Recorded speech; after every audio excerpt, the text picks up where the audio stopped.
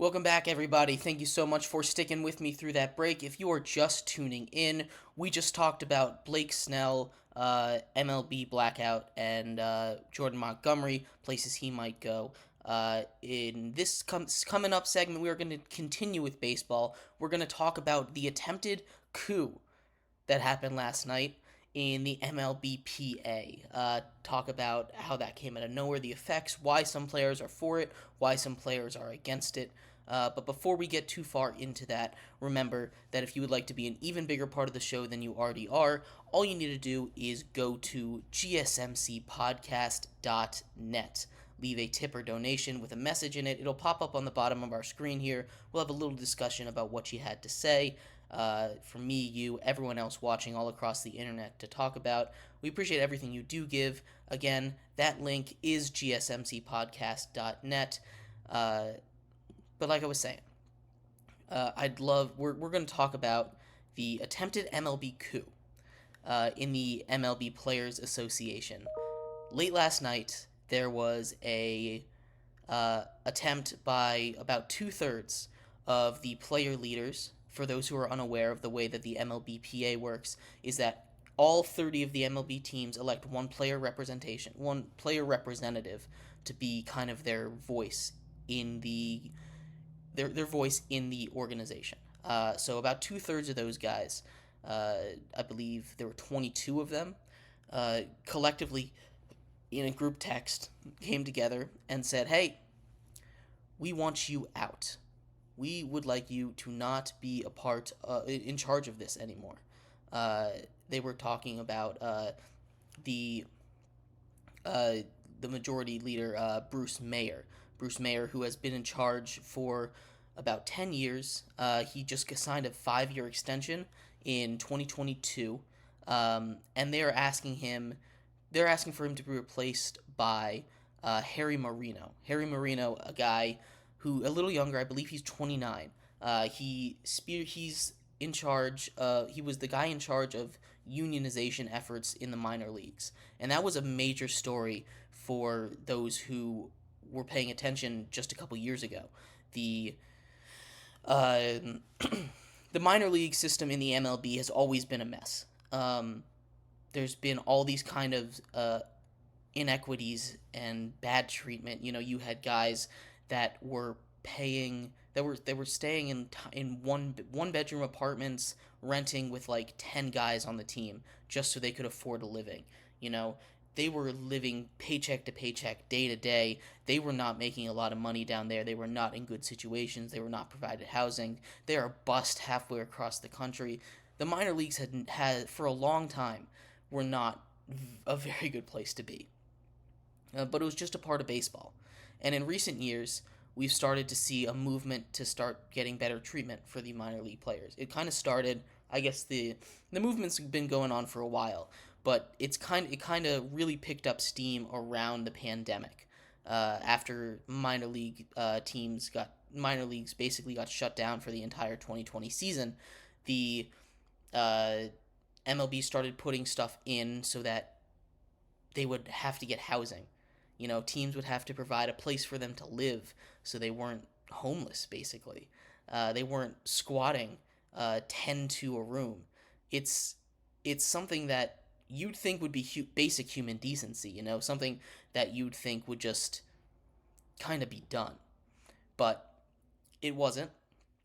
And we're glad that changes are made because this is necessary changes. There's always the old heads, and this was an argument that I never understand. And maybe I'm just not old and experienced enough to feel this way, but argument I never understood is I had to go through it, so you have to as well. And that's the kind of argument, that kind of bad faith argument that was surrounding this entire mismanagement of the minors. Not just like the high minors or the low minors. This was all throughout the minors, and every team did it differently. The Dodgers and the Rays, for example, were doing a really, really good job. They were not doing the bare minimum. They were providing housing for their guys. They were providing food. They were giving them basic human decency, basically, allowing them to survive off the salary that they're making at work. But there was a lot of pushback when they were trying to unionize in the minor leagues that was talking about, hey, when I was a player, I had to walk 13 miles to get to the stadium. I got splashed by every single bus that went past me on the rainy puddles. Um, and they just didn't really have the empathy because they wanted the people to suffer just like they did. And to a certain extent, I do understand that. It sucks that you missed the cutoff. Oh, it's so cool that. So, for instance, college I'm going to, they're adding a major program for for sports broadcasting. They didn't have that when I started. They're starting it next year. I'm graduating. Ugh, I wish I could do that. I don't wish that people couldn't do that. I just wish that I could have done that. And they're two very different things. And I hate when the argument gets to the fact between I wish I could do it and I couldn't, so now no one gets to do it. And this goes more out of baseball than it has to be, but there was a coup done, and it was along kind of the same lines. There were a lot of guys that flipped the script and were saying, "Hey, this is a good thing he did. I know he's young, but he kind of spearheaded this, and he made a lot of good changes." Him being Harry Marino, the guy that they would like to replace Bruce Mayer with. Uh, um, there were 8 players, though, that decided they didn't want to make the change. And the reason that they didn't want to make the change is also understandable reasons. There were good reasons on both sides. There were They were saying he's too young and inexperienced. He is only 29. He doesn't have a lot of experience, and they were pointing to the MLB negotiations where he asked for too much and ended up losing some stuff. So he's like, they're saying he's an idealist. He doesn't know when enough is enough. He needs to learn when to take the deal, and he's not experienced enough to know when we just need to take it. The negotiations back in 2022, I believe, were the last ones. The last CBA negotiations. They're saying he went a little too far. They had some stuff secured, and then he pushed them a little more, and he didn't get it. But there's pros and cons to both sides. I'm interested to see what's going to happen because they didn't make a decision. They kind of just had like a Zoom call with all 30 leaders and the president in charge, and they said, "Hey, get this guy out of here. We don't want him anymore." And he said, "Oh, I'll think about it." So they're going to do their due diligence. It's an interesting story to keep an eye on because, like I was talking a little bit in our last segment, the MLB does things a lot different than any other major sports league, especially with the way they do contracts and stuff.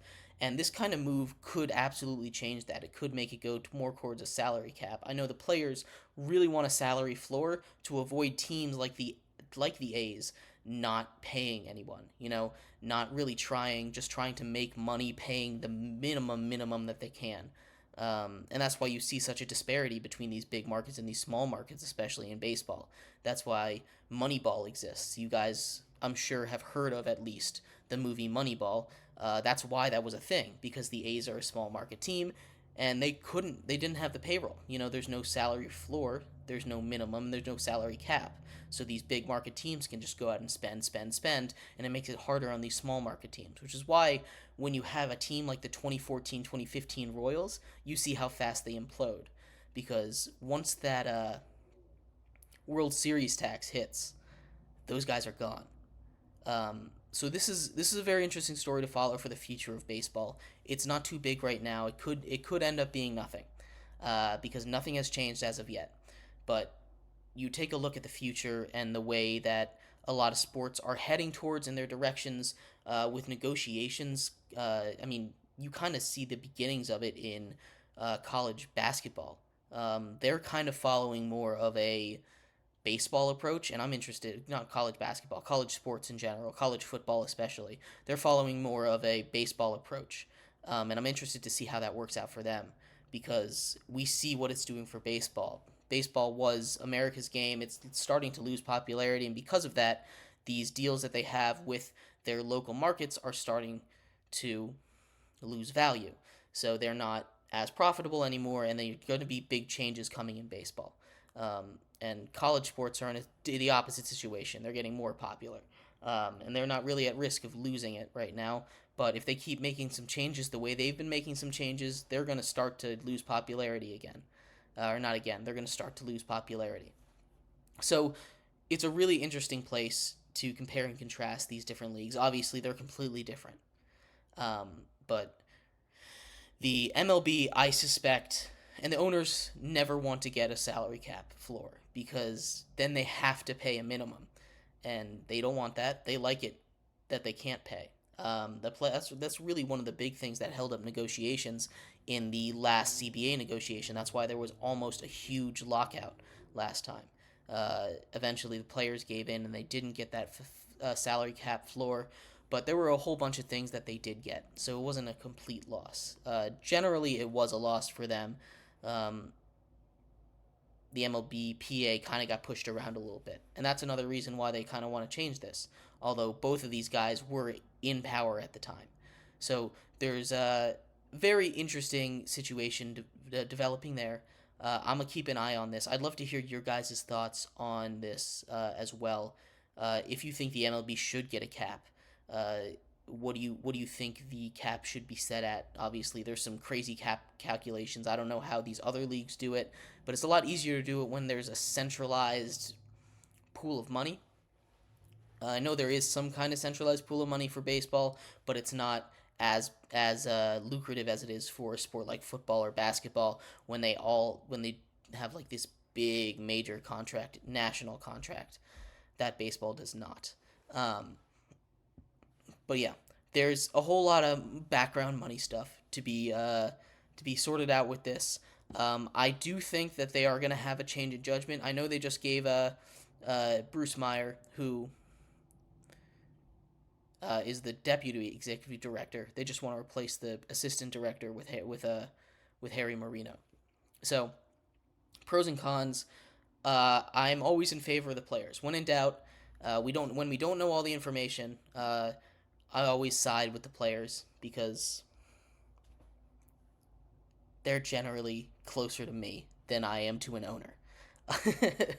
So we're gonna keep an eye out on this, see what develops here. But in our next segment, we're going to transition out of baseball, move into some football. There was some breaking news with the Jets today. Mike Williams signed a 1 year contract with the Jets. We'll talk about their offseason. I really liked what they've done. Wide receiver, offensive line. They've done a lot. It's basically completely new. Um, but we're also going to talk a little bit about the Steelers quarterback room. They brought in Russell Wilson. They brought in Justin Fields. They got rid of Kenny Pickett. Who's going to be the starter there? Who should be the starter there? We'll talk about all that and more coming up in just a bit on Sports by GSMC Podcast Network. I am Jeremy Lapidus. We will be right back.